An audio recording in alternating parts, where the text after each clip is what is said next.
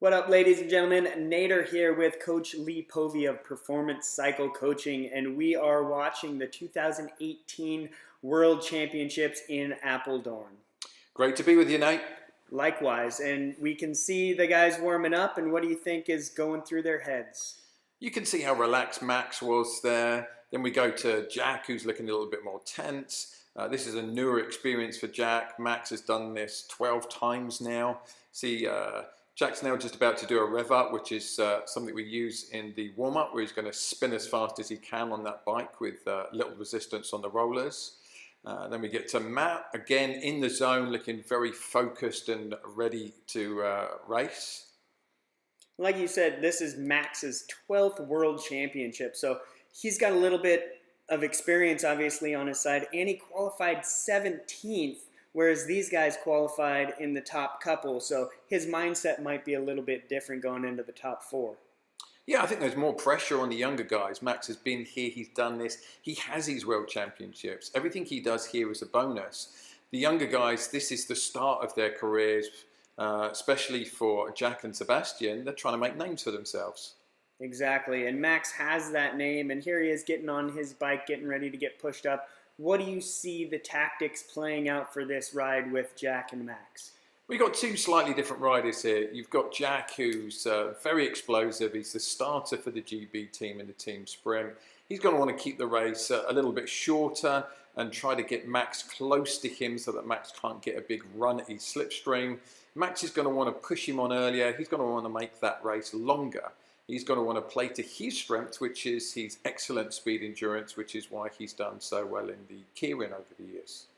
Exactly. He, at one point for a few minutes, owned the world record in the kilo for 57 seconds a few years ago. So he has that long run, and he's going to have to figure out how to use it against these guys because he definitely didn't qualify as fast. I think it's one of the biggest makeups from qualifying position I've ever seen at this level in a sport.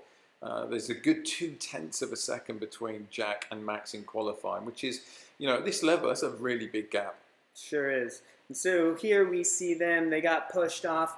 They're creeping down. Jack is keeping an eye on Levy because he doesn't want to do anything quick or out of the ordinary. And Max is staying nice and slow, controlled, and we'll see what's going to happen coming out of turn 2 here. Yeah, this is very much the calm before the storm, isn't it? They're just kind of sussing each other out. It's a little bit early for either of them to make any kind of run yet. This is playing into Jack's hands at the moment, where he's wanting to keep things slow, and he's just waiting to see what Max is going to do. Yeah, and Max doesn't want to go too soon because 3 laps is a long way to go as a sprinter. So he wants to get that acceleration, but wait until he absolutely needs to. Yet no athlete, however good their speed endurance, can go flat out for 3 laps. Everybody will be fatiguing at some rate. The better athletes just fatigue slower than the less able athletes. Yeah, and we'll see, like you said, Jack's the starter, Max man 2, so Max has that longer range, whereas Jack is a little bit more explosive. And you see Jack just pushing Levy up right here, holding him in. Why do you think he's doing that? He's just trying to keep him slow, so pushing him up the track to stop him from being able to accelerate. And here we see Max coming up track a little, pushing him on. He's picking that speed up, and Jack is moving around trying to make sure Levy doesn't get too much height, because with height comes speed. Yeah, good move from Max there, pushing the race on 400 meters out, making Jack really work early. And here we go, 200 meters to go. Jack in front, Levy behind with a little bit of gap trying to close it. They are side by side going into the final turn. Out of turn, coming into the finish, and it's going to be Jack with Levy going to round 2. Yeah, good win there for Jack, semi-final. He played to his strength well. He did a good job of kind of metering his effort, taking the run away from Max, so Max didn't have that big slipstream to run into, and then accelerated again through the second half of the race. Excellent ride by Jack. Yeah, Max did the best he can to push him on, but it came down to that acceleration we talked about that Jack has, and it wasn't enough for Max to come over the top.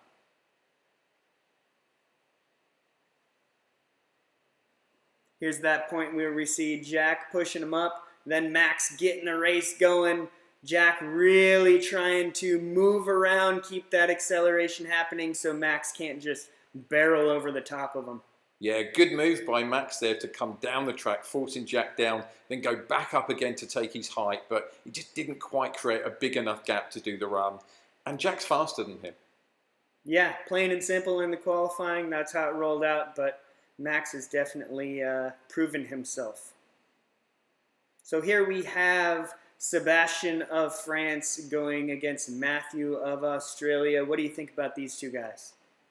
They're both very, very fast. Sebastian's been doing some excellent Man 2 rides in the French team, and we all know about Matt. First guy to go under 60 seconds on a sea level kilo. Guy has phenomenal speed endurance while also having excellent top speed. I must say he's a difficult guy to beat in this year's World Championships. 100% agree. Under a minute in the kilo is just mind-blowing. And so here we go. We see him. The pace is a little bit faster than the last race. We see Matthew getting things rolling, Sebastian behind. What do you think Sebastian's going to try and make Matthew do? Well, really, he's got two choices. He either pushes him on early, and even doing that with Matt, you know, he's got such good speed endurance, as you're seeing. He's already keener to take this race out faster than Jack was. He clearly wants to retain the front. So Sebastian's got to get him going early and hope he can do a really good job of rushing the gap and using Matt's big slipstream. Exactly, and that's what you did. You saw Sebastian come up track a little bit. Matthew pulled down. The race is going full gas coming around. One lap to go. Sebastian almost comes underneath. Now he's going up to get a little bit more height, to get some momentum. Matthew is moving around, making sure he cannot come around. And look at that speed that Matthew has. It is just phenomenal, full gas. Phenomenal speed. It's not going to work for Sebastian in that one. Yeah, I mean, we're talking, this is the semi-final of the World Championships. He's led from the front and he's won by 3 bike lengths. That is just a raw horsepower. The guy is so gifted. Yeah, and if you see his position again, it is so low, so aerodynamic. Nobody in track cycling has a position like Matthew. It is incredible to watch. Yeah, for a guy his size to be able to fold himself into such a small frontal area is pretty special, and that's one of the reasons why a guy his size can go as quick as he can. And all these guys are pretty big, but yeah, being able to crunch up, fold in half, it's impressive. And you can see here Sebastian trying to maybe think about coming underneath, but Matthew closes that door, and that's that position we were talking about. Look at that. Yeah, I think Sebastian actually had a chance there if he'd fully committed to it, but he didn't quite commit to the move. And then from then he was really struggling. Yeah, wasn't meant to be this round, and it is best of 3, so we'll see them again in a few minutes. And here we go, getting ready for ride number 2 of 3. If Levy wins this one, they will go to a decider. If Jack wins, then it is on to the next round. We will see how this plays out. So you can see the little mind games there. They've set themselves up so they're sitting next to the rider that they are not racing against in that semi-final. Sprinting is just so psychological. So many little mind games going on. So many little confidence tricks and ploys to make yourself feel as good as you possibly can for the race you're about to do. 100%. And I think that's one of the reasons we see Max here in this spot, is because he has that experience. He has that confidence to go from 17th to 4th. And now it's going to come down more than just the mindset, but the actual speed of the racing. Well, we saw from qualifying, you had Hugelen, who was a #1 qualifier. You also had Harry Levason, who was really high up in the qualifying and has won a World Cup this season. Both of them knocked out in the early rounds, probably due to the pressure of being at home championships and the expectations on their shoulders. I'm sure they'll both go on to have great careers in sprinting, but, you know, being cool under pressure is very important in match sprinting. Exactly. And now you see Max is on the bottom position for this ride because he was up top the previous ride. Jack above.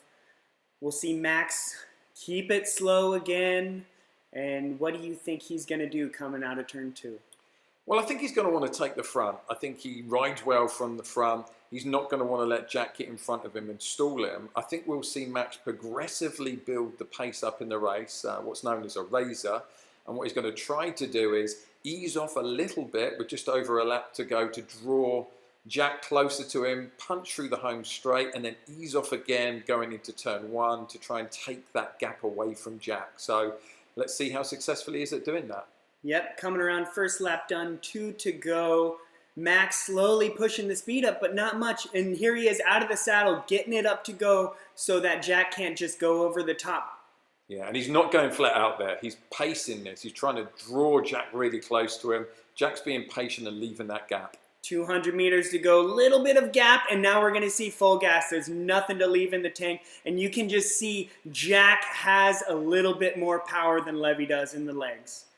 Yeah, Max just left it a little bit late before he re-accelerated there. That allowed Jack to use that great jump he's got to pull alongside him. They were going side by side around the final turn, and that usually means the guy on the outside is going quicker than the guy on the inside. And as you could see, he then used that extra speed along the home straight to take the win. Yeah, and you gotta think that Max's legs might be a little bit burnt after getting third in the Kieran yesterday. It definitely plays with the legs and how they're feeling. Yep, great race. Really enjoying this level of quality of sprinting that we've had this year and how open this competition has been. It's very difficult from the beginning to to pick who were going to be the clear favourites. Yeah, you never want to go into a competition knowing who's going to win and who's going to get second and who's going to get last. It's always fun to see new guys like these coming into the ranks and then old guys like Levy pushing them on and making sure they're on their A game. He's certainly doing that, Nate. All right, so here we go, ride number 2. Matthew in the top position, Sebastian below him, and again, what are we going to see here? Well, Sebastian's got to do something, hasn't he? He just got blown away in the last race by Matt's pure speed. So he's got to try and stall him. He's got to move around a lot. He's got to make it difficult for Matt to feel comfortable. He's got to make Matt guess at what's going on.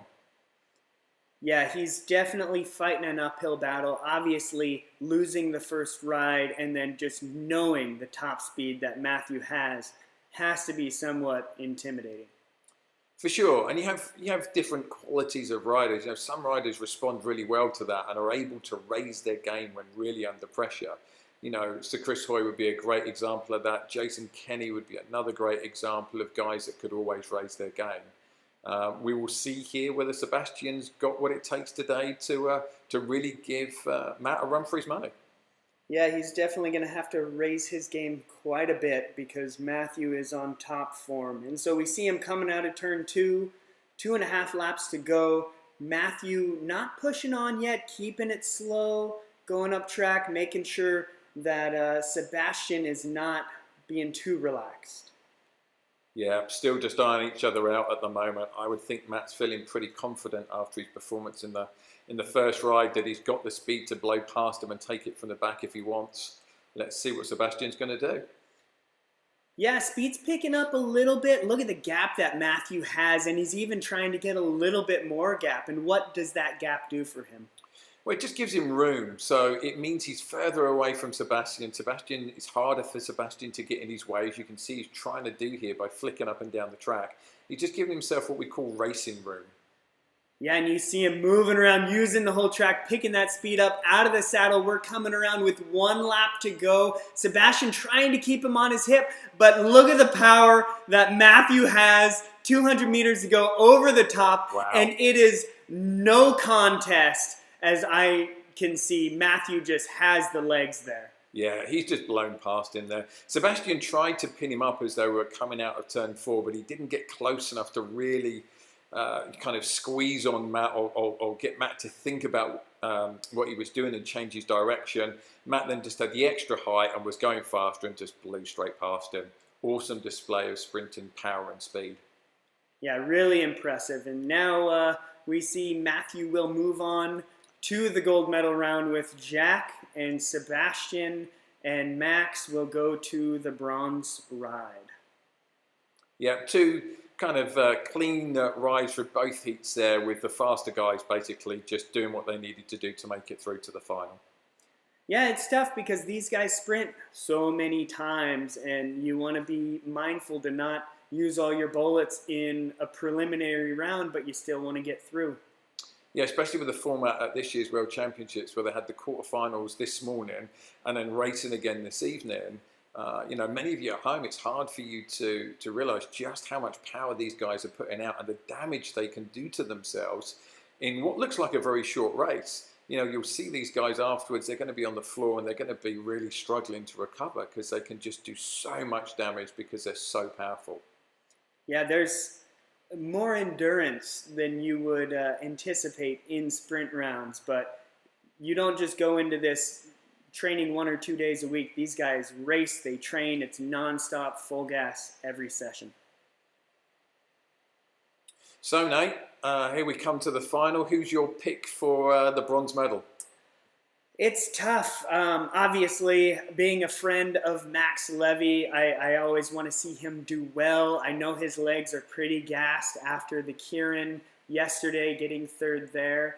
And I know that Sebastian has always given Max a run for his money and not been an easy person to beat. Yeah, as an older athlete myself, I can guarantee you that as you get a bit older, that recovery gets a little bit more difficult between rounds. It's easier for the younger guys. So you have the kind of the experience and the calmness that the older athlete brings to the racing against that kind of youthful exuberance and maybe a little bit extra recovery that the younger guys have. Yeah, 100%. Being younger helps, but then again, the experience, the mindset of somebody like Max, if you tell him to jump a certain height, he'll probably be able to do it. He just looks so calm and clearly enjoying himself, and it's something I like athletes to be able to do. I feel if you're enjoying the racing, you just race better, you enjoy the whole experience more, and you tend to perform better under pressure if you find ways to enjoy what you're doing. Yes, it's enjoyable most of the time, but I don't know if these guys are completely enjoying it in the moment. I hope they look back in a few years and enjoy it. So we see Sebastian leading it out, Max leaving a little bit of a gap, just making sure he keeps him in his sights. What do you think Sebastian's trying to do in this race? Well, he knows he's a faster qualifier, so he has the higher top speed. As you can see here, Max is now taking the race on nice and early. He wants to get Sebastian going. He wants to use that slipstream at the end of the race to be able to come past him.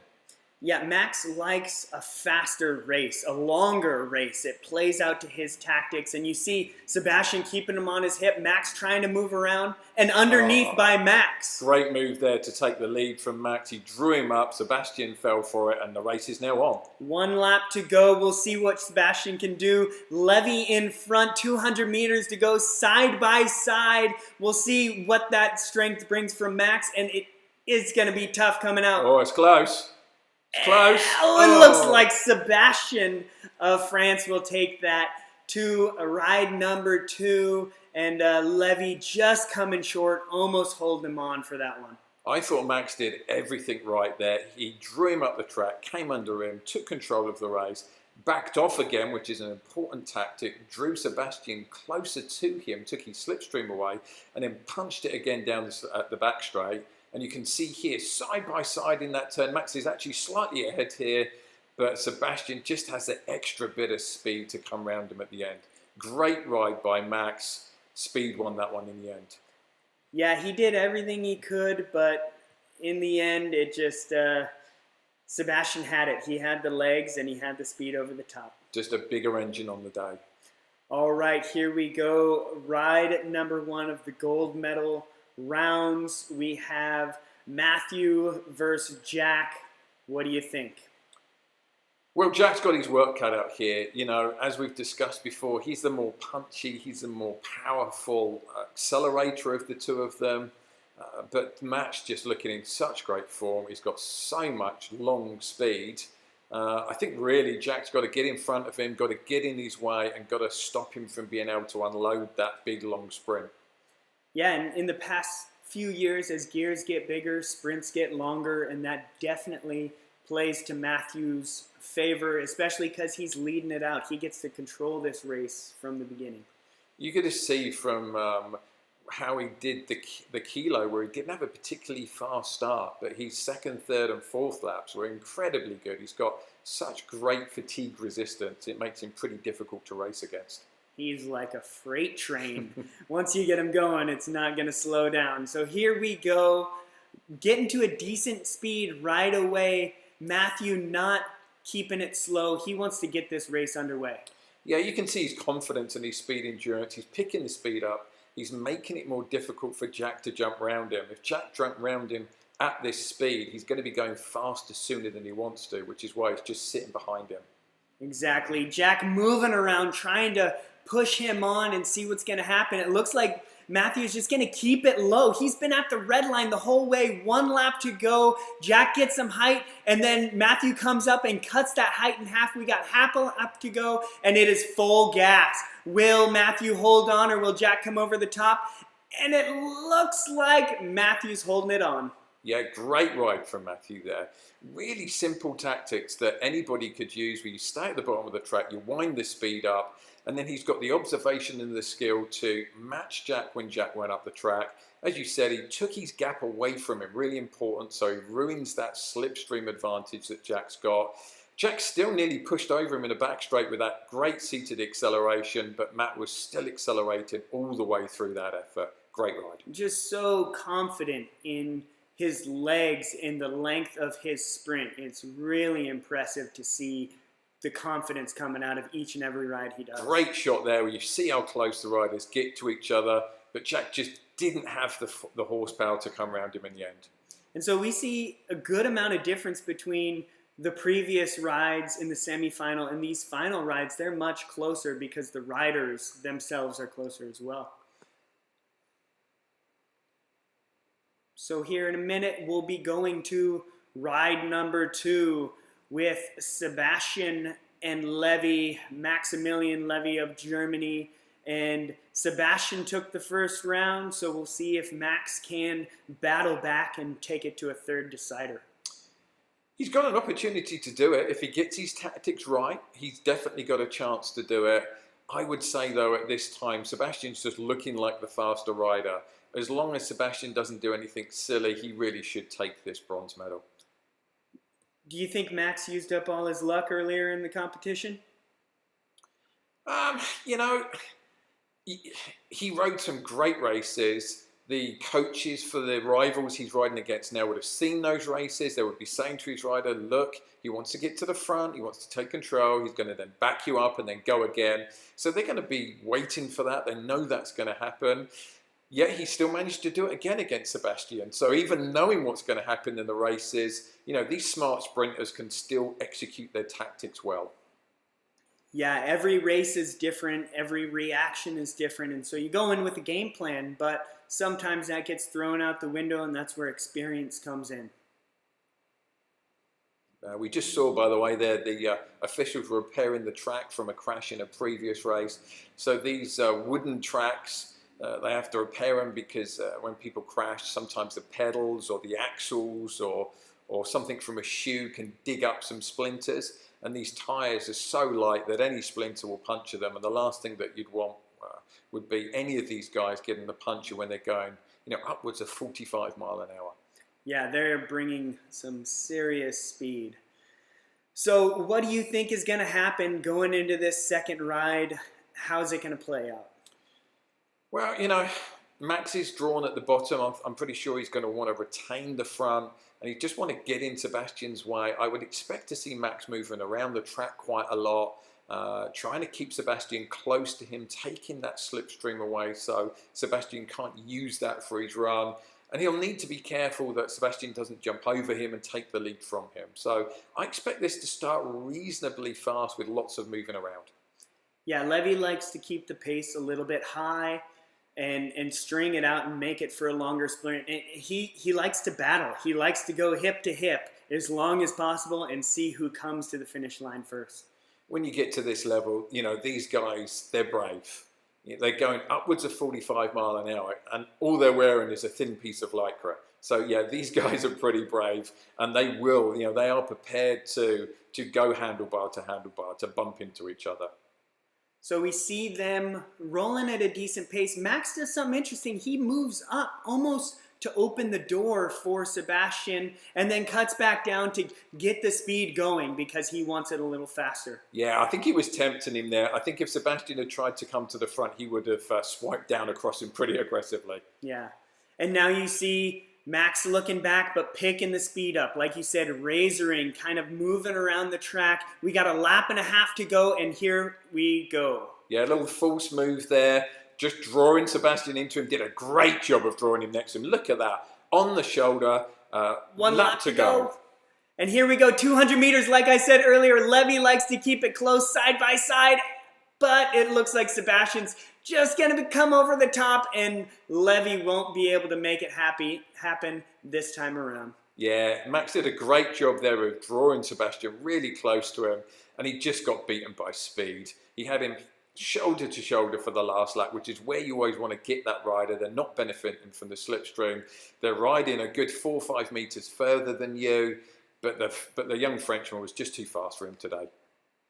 100%. Now we have Sebastian taking bronze at the 2018 World Championships, just getting over the top of Max to claim that title. And I think that's his first medal at an elite World Championships in a match sprint. So well done to Sebastian.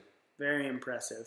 So next we have ride number 2 with Matthew and Jack. Here we go. Do you think Matthew will continue his dominance? Yeah, I think it's difficult to see past him. He's looked so strong in all of this racing. I mean, don't forget he was second in 3 rides to Jason Kenny in 2016. You know, he's been a consistent medalist at World Cups and this level. I think he's looking like the strongest guy in the field today, and deservedly so. Yeah, it's going to take something pretty special from Jack to shut him down on this and take it to a decider, but again, this is why we race. You never know what's going to happen. You never know. Looking at Jack here on the start line, you can see he's talking to himself. He's kind of geeing himself on there, getting himself worked up. You know, I'm expecting this to be a pretty aggressive race from Jack. He knows he's got to get in front. He's got to hold Matt up as much as he possibly can. So, yeah, I expect a pretty aggressive race from Jack here. So here we see them rolling out. Matthew behind, Jack in front. We'll see what Jack does with the speed, and we'll see how Matthew maybe tries to push him on to increase that speed. You can see immediately, compared to the first race where Matthew was on the front, Jack is keeping it much, much slower. You know, here's his game plan. He's got to keep it slow. He's got to keep Matt close to him. Yeah, you don't want Matthew to get that gap, because once he does, he will build the speed and come over you again like a freight train. One fast freight train. Yeah. So here we go. Jack almost bringing it to a standstill, and Matthew's not liking that. He comes up beside him, he picks up speed, and look at this. We got some bike movement and some sprinting going on. Jack wanting to keep him on his hip. Yeah, good tactic there from Jack. He's moving the bike around. He's making Matt think, you know, what's he going to do? Where's he going to be? This is going to unnerve Matt a bit. Oh, nice swipe there. He's close to him. He could probably still be a little bit closer. And a lap and a half to go. Jack is not messing around. He wants to throw off any momentum that Matthew may have coming into this last lap. But Matthew at the top of the track, bringing it down with 1 lap to go. And here he goes, powering through the 200-meter line side by side with Jack. And they're going to go all out to the finish line. This is for gold. And it looks like Matthew is just going to hang on. Yeah, Matt's just got too much speed there. Jack almost had him. He just needed to have a wheel in front of Matt's wheel, and then he would have been able to keep him higher up the track. But Matt came out of turn 4 with so much speed, he was able to force Jack down the track. Once he'd forced him down the track a little bit earlier than Jack wanted to, he was already going faster, and he was going to win the race. Yeah, he definitely brought some speed, but how about those bike handling skills and the movement from Jack to really put a glitch in Matthew's ability to just build his speed up? Great by both of them. You know, the movement by Jack, the reactions by Matt. You know, he was brave. He's staying right next to him where Jack's throwing his bike all over the place. It didn't stop him from going for it. This is what we like to see. This is top-level sprinting. This is guys who are fighting for a world championships. Look how close they're getting here. Actually touching here. Jack's trying to just slow him down, force him up the track, keep him in the control. Lots of great skill being displayed here. I love it. Neither rider backs down. They are going head to head. This is for a world title. That is something that goes with you the rest of your life. And look how close they get. Boom! So close right there. That is just so much fun. Yeah, great movement by Jack here. Look how little room he's given him. He's holding him. But Matt didn't back off. Matt just kept the gas on even though this was happening. He just had the legs this year. Matthew is deservedly the world champion. Yeah, you can see how excited Ross Edgar, new Australian sprint coach, is, how excited Matt is. Yeah, that's his first individual world championship title. It's going to be very special for him. And a fantastic performance by young Jack to make that final in only, I think, his first appearance at the Elite World Championships in the individual sprint. So, really excited about the future for sprinting with all these young guys. Really fun sprint tournament. You can see how excited Matthew is, obviously, with the win here. Getting his shoes off, gonna get the flag, gonna take his victory lap to show his excitement. Okay, everybody, thank you for watching. Been a pleasure to have joined you here today, Nate. And we're going to do some more of these videos, so look out. Likewise, Lee. Thanks so much for chatting with me, and I look forward to watching more racing with you.